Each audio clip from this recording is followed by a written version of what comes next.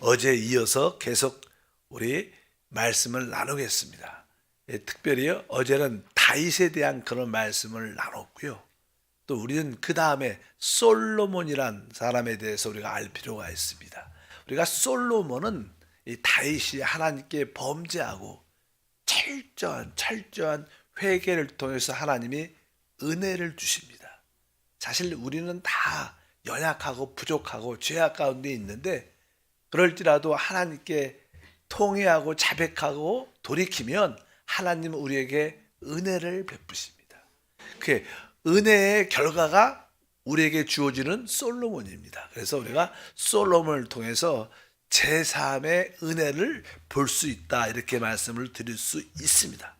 그리고 솔로몬을 통해서 우리는 또 무엇을 알 수 있는가? 이제 솔로몬이 이제 다윗을 이어 왕이 되죠. 왕. 솔로몬이 왕이 된 후에 그가 첫 번째로 행한 일은 다른 것이 아니라 바로 하나님께 제물을 드리러 기브온 산당에 올라간 그런 내용이 기록되어 있습니다. 일단 한번 읽어보겠습니다.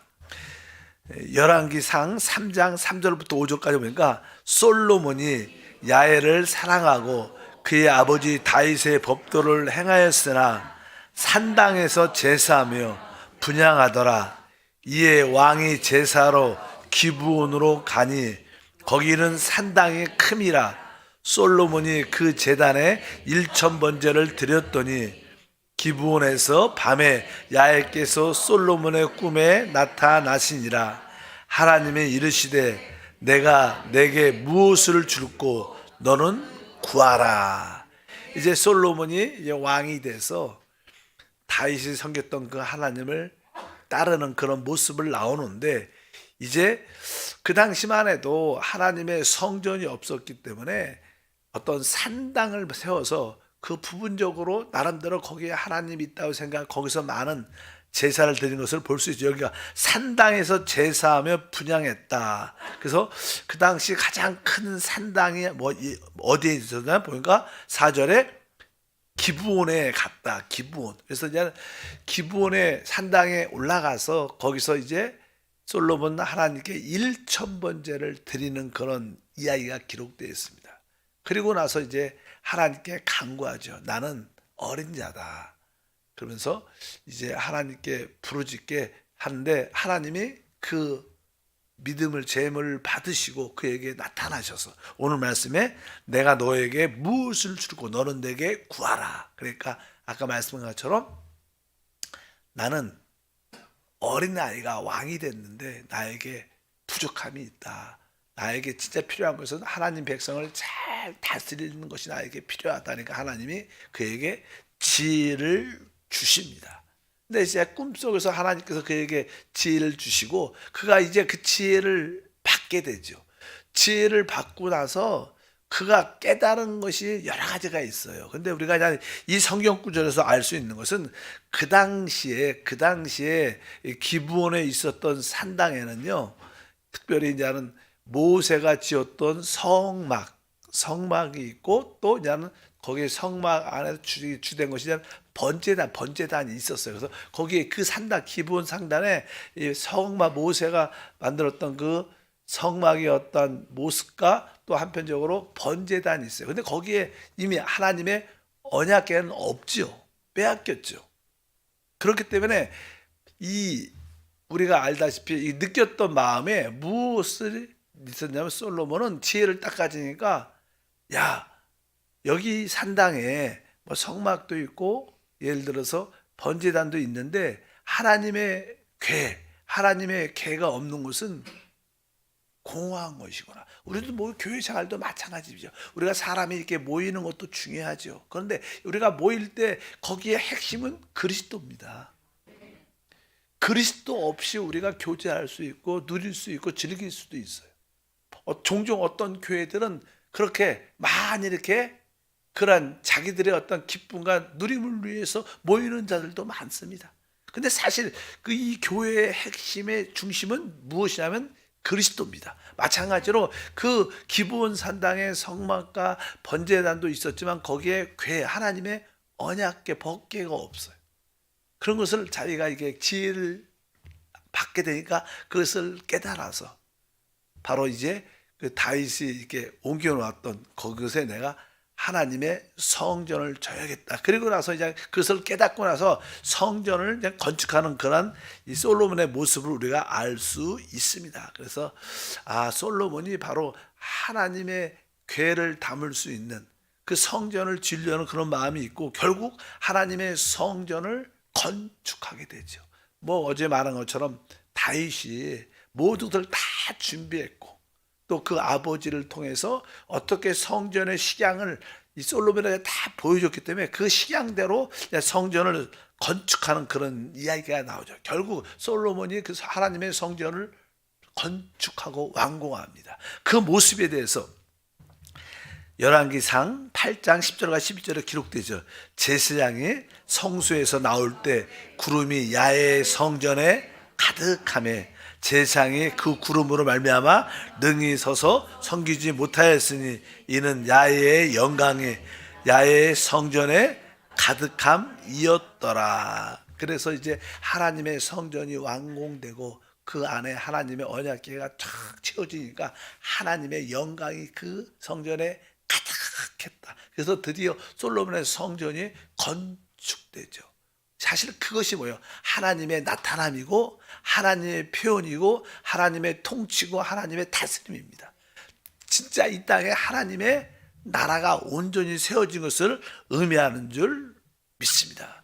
그래서 이제 그 하나님의 성전이 완공된 이후에 이 솔로몬의 시대에 가장 전성기를 맞이합니다.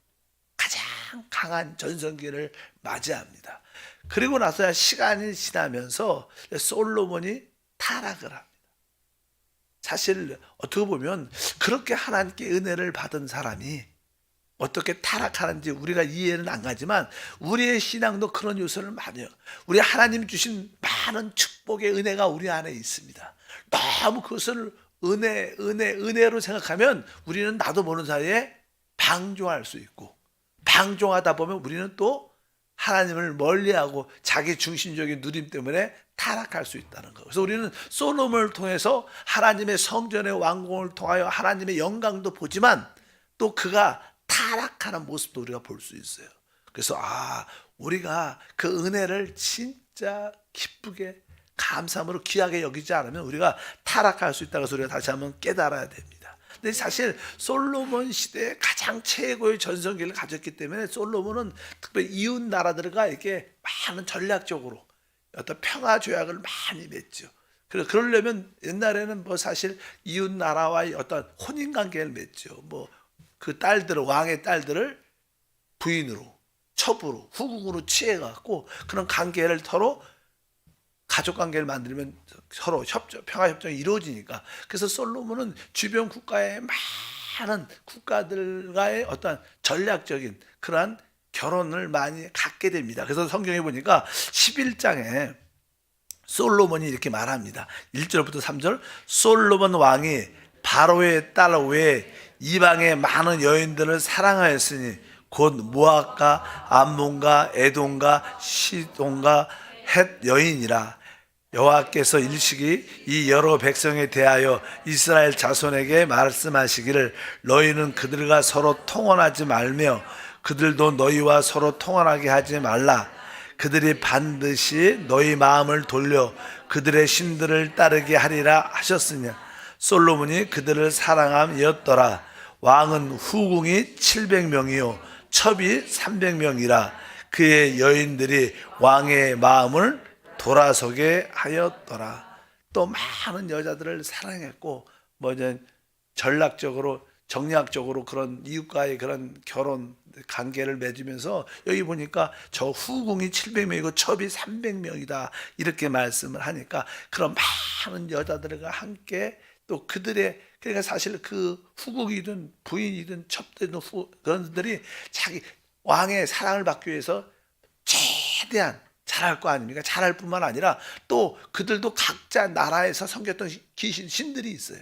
그러니까 자기의 축복을 위해서 내가 왕께 사랑을 더 많이 받기 위해서 자기 신들에게 또 많이 기도하죠. 그렇잖아요. 다 그게 우상인데. 그래 잘 돼야 되니까 자기가 잘 되기 위해서는 자기가 믿는 신들을 자꾸만 좀 활성화시키고 그런 것을 만들고 기도하면서 자기가 더 강한 위치를 자리를 갖도록 왕의 마음에 들도록 그렇게 자꾸만 하다 보니까 이 후궁들이 각 다른 나라에서 가져온 우상들을 자꾸만 만들 수밖에 없는 그런 분위기가 되는 거예요. 그리고 이 솔로몬은 또 그 여인들을 사랑하니까 뭐 그렇게 하면 그래 해라, 그 나쁘지 않다, 그래 뭐 나를 위해서 한다니까 해라, 그러면서 자꾸만 이렇게 허락해 주는, 이것이 바로 영적인 타락의 모습을 가질 수 있습니다. 그래서 11장 4절과 6절에 또 계속 나오죠.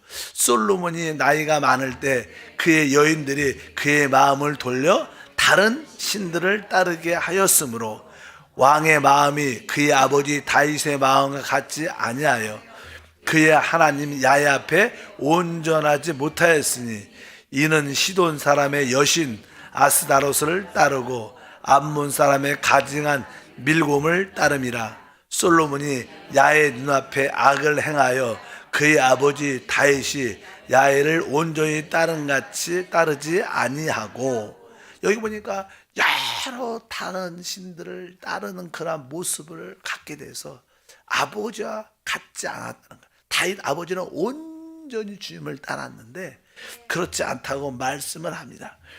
또 7절부터 계속 읽어보니까 모압의 가증한 그모스를 위하여 예루살렘 앞산에 산당을 지었고, 아주 큰 진짜 죄를 집니다. 보니까 우상을 위해서 모압의 가증한 그모스를 위하여 예루살렘 앞산에 산당을 지었고, 또 암몬 자손의 가증한 몰록을 위하여 그와 같이 하였으며 그가 또 그의 이방 여인들을 위하여 다 그와 같이 한지라. 그들이 자기의 신들에게 분향하며 제사하였더라. 솔로몬이 마음을 돌려 이스라엘 하나님 야훼를 떠나므로 야훼께서 그에게 진노하시니라. 야훼께서 일주일에 2번이나 그에게 나타나시고 이 일에 대하여 명령하사 다른 신을 따르지 말라 하였으나 그가 야훼의 명령을 지키지 아니하였으므로, 이렇게 후궁 그 첩들의 그들이 섬기는 나라의 어떠한 신들을 우상 제단을 만들고 산당도 짓고 이런 것이 막 허락이 되면서, 원래 처음에 가나안 땅에 들어왔을 때 이 모세가 이스라엘 백성들에게 그 7 족속을 완전히 진멸하고 그들이 섬겼던 것이 산이든 나무 밑든 푸른 뭐 가지든 다 진멸하라 그랬는데 그런 것이 다 사라졌는데 이 솔로몬이 영적으로 타락하니까 다시 그런 것들이 다시 살아나면서 우상으로 가득한 이스라엘이 된 그런 모습을 알 수가 있습니다. 그래서 이 솔로몬은 좋은 의미도 있지만 또 그 은혜를 방종으로 받아들임으로 결국 타락한 많은 신들, 우상과 그런 산당을 만드는 그런 모습이 기록되어 있죠. 그래서 우리는 이러한 모습을 보면서 하나님이 주신 은혜에 대해서 깊이 묵상을 해야 됩니다. 우리는 절대적으로 주님만을 붙잡아야 됩니다. 우리 생활에서도 사실 우리는 우리의 남편이 우리의 우상이 될 수도 있어요. 아내들 입장에서. 아니면 또 우리의 자녀들이, 또 나의 어떤 직장과 사업과 지위와 명예, 나의 즐거움, 쾌락, 이런 것들이 사실 우상이 될 수 있죠. 그런 요소가 많죠. 우리가 그런 것을 나의 지혜와 사회를 위해서, 나의 무엇을 위해서 우리가 하나님을 섬긴다면 그것도 하나의 우상의 요소죠. 우리는 무엇을 나를 위하여 무엇을 얻기 위해서가 아니라 진짜 나에게 구원을 주신 그 하나님을 기뻐하고 하나님을 사랑하기 때문에 주님을 섬기는 겁니다. 사실 우리 그런 중심을 잃어버리지 않으면 결국 우상 숭배의 중심이 무엇입니까? 우상 숭배의 중심은 사실 나의 행복을 위해서 우상을 섬기는 거예요. 나의 행복을. 사실 우리가 하나님을 왜 섬길까? 나의 행복을 위해서 이렇게 말한다면 그것은 우상이죠.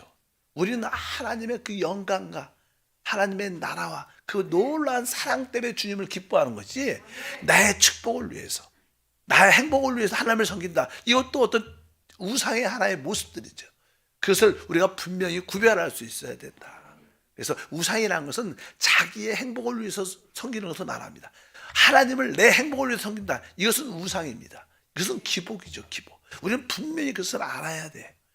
우리가 우리 하나님을, 우리가 사랑의 하나님을, 바로 그 영광의 하나님을 우리가 섬기는 그런 믿음과 은혜가 함께할 줄 믿습니다.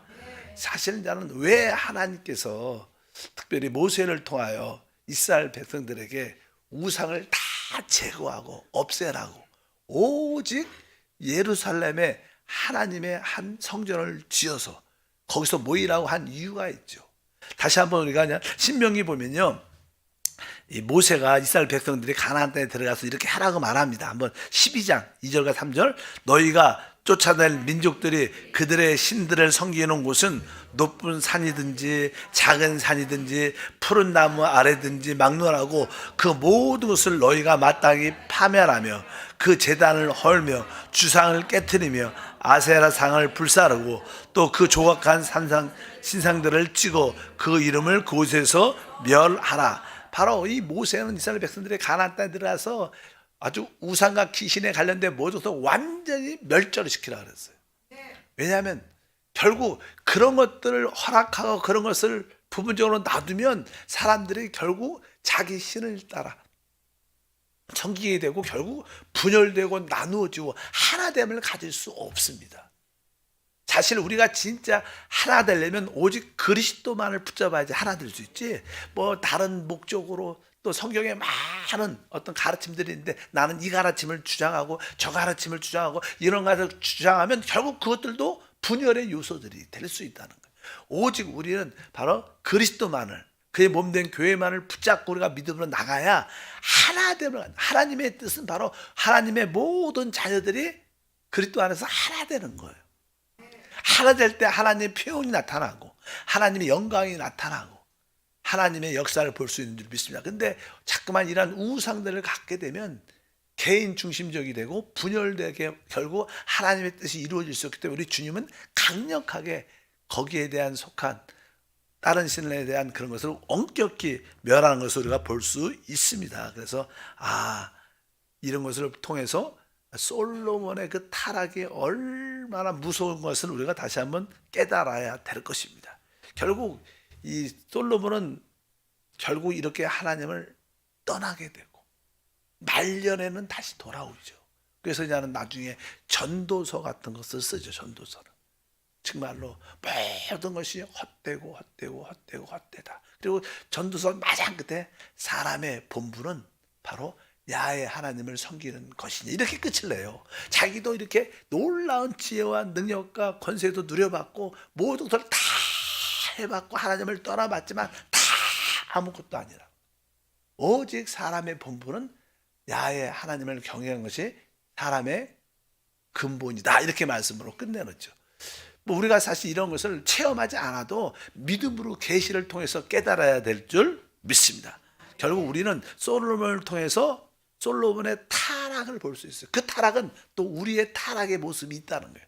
우리도 신앙 가운데 신앙생활을 쭉 보다 보면 아주 처음에 신실하게 주님을 잘 섬기다가 하나님의 은혜의 축복을 경제적으로나 여러 가지 자녀의 축복으로 이렇게 누리다 보면 옛날에 그 뜨거운 신앙을 다 잃어버리고 미지근해서 그냥 이 정도면 됐지 하고 이렇게 타락하는 모습을 우리들도 많이 갔습니다. 우리에게 실제로 있는 이야기들입니다. 결국 우리 솔로몬의 이 타락은 결국 결과가 무엇이냐? 그래서 솔로몬이 죽은 후에 그 이스라엘이 나라가 두 개로 쫙 갈라지게 돼. 그래서 원래 왕이 있고 왕을 지지하는 유다, 물론 왕이 유다 지파에서 나니까 왕이 있는 유다 지파와 나머지 또 11개의 나라들과 분열이 쫙 됩니다. 그러니까 하나님이 그 솔로몬이 그렇게 타락을 하니까 하나님께서 이제 그를 지지했던 모든 지파들을 다 떠나게 만들고 다른 왕을 세워 우리가 알다시피 유다와 북이스라엘이 둘로 나눠지게 되죠. 근데 이 유다, 정통성 있는 이 유다는 오직 유다 지파 한 나라만 왕을 섬기고 나머지 나라는 다른 왕을 섬기는 분열의 역사. 그러니까 우리가 타락하면 우리는 결국 분열되고 나누어지고 흩어지게 된다는 그것이 뭐예요? 곧 멸망이죠. 그래서 우리는 그런 영적인 공간을 우리가 확실히 배워야 될 줄 믿습니다. 그래서 솔로몬의 타락 이후에 그 하나님의 나라 왕국이 분열된다는 것을 분명히 알아야 됩니다. 성경 말씀 열왕기상 12장 말씀을 한번 읽어보면 12장 19절부터 이에 이스라엘이 다윗의 집을 배반하여 오늘까지 이르렀더라. 온 이스라엘이 여로보암이 돌아왔다함을 듣고 사람을 보내 그를 공회로 청하여 온 이스라엘 왕으로 삼으니 유다 지폐야 외에는 다윗의 집을 따른 자가 없느니라 이렇게 말씀합니다. 그러니까 원래 이제는 솔로몬의 아들은 르호보암이었어요. 르호보암. 근데 르호보암이 왕이 됐죠. 근데 이스라엘 모든 백성들이 그를 거부하는 거예요. 그래서 그는 유다 지파만 남고 나머지 여기 아까 말씀에 누가 나와서 여로보암이라는 어떤 그 신하 중에 한 지도력 있는 사람이 다시 돌아오니까 모든 사람들이 그를 왕으로 추대해서 11지파는 그를 왕으로 세워서 나라가 갈라집니다. 이것은 무엇이냐? 바로 솔로몬의 타락의 결과입니다. 우리도 영적으로 신앙이 타락하면 결국 우리는 분열되고 흩어지고 멸망할 수밖에 없는 그런 모습을 우리에게 보여주는 겁니다. 그래서 어쨌든 우리는 신앙을 제대로 지켜야 된다. 이것을 우리가 솔로몬을 통해서 다시 한번 배우게 될 줄 믿습니다. 하나님 아버지 감사합니다. 우리가 다윗을 통해서 배워야 할 것과 또 한편적으로 솔로몬을 통해서 깨달아야 할 것도 많습니다. 그가 모든 것을 은혜로 시작했고 그 은혜로 하나님의 영광을 나타내는 성전도 건축했지만 결국 그 역시 타락하여 하나님을 떠나는 그 우상을 숭배함으로 결국 모든 나라들이 분열되는 모습을 봅니다. 우리의 신앙의 모습도 이러한 요소가 늘 잠재되어 있습니다. 하나님 깨닫게 도와주시고 이러한 불신앙에서 벗어날 수 있도록 성령께서 지켜주시옵소서. 귀한 예물도 올려드립니다. 주 예수 이름으로 기도함나이다. 아멘.